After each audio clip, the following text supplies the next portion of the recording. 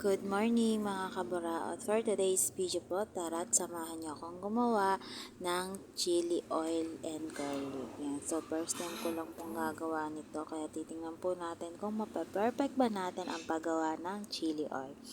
So una, ito ang ginagawa, inalisan ko na siya ng tangkay para pag dudurog, wala na siyang kasamang tangkay.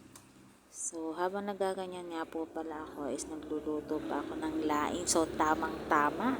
So, perfect match silang dalawa. So, yan. Ito na po. Dinuro ko na. Di ko na po siya nabidyuhan yung pagdudurog ng sili. So, hindi na daw po siya kasi pwedeng iwanan once na kumukulo na siya sa mantika. Parang yan, kakilala mo, hindi na niya maiwanan. Char! So, continuous lang po natin ang paghalo para hindi po daw siya masunog. At ang ganda nga po ng background natin, may kasama pang pagtahol ni Marsha.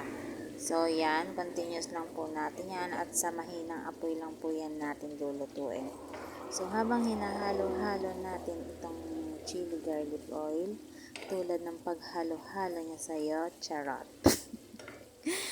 So, yan, continuous lang po natin at huwag na po natin yung iiwanan kasama ng pagluluto ng lain sa maulan na panahon. So, napakasarap po niyang ulamin ngayong araw na ito. So, balik po tayo sa ating niluluto kasi bawal na bawal po masunog. So, ito na po yung finished product ng ating ginawa.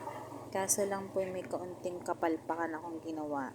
Kasi medyo po napadami ata ang aking paglagay ng asukal. Ay, naku naman. So, first time pa lang naman po natin itong ginagawa. So, sa susunod siguro, hindi na siya mapapalpak pa. So, pwede na rin kasi natutunaw naman siya pag nilalaho sa mga lulutuin nating gulay. Mga mahilig sa sili dyan. So, yan. Sa susunod talagang perfect na natin to. Talagang sa ngayon, palpak talaga. First try pa lang naman. So, yan. Continuous lang natin hanggang sa maluto pa ng ayos para hindi siya masunog.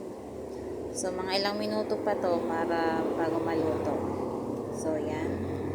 At habang niluluto ko pa rin ang aking lain kasabay ng chili garlic oil, ang hirap pala nitong gawin. So, yan. Ito na po ang finished product ng ating chili oil. Thank you!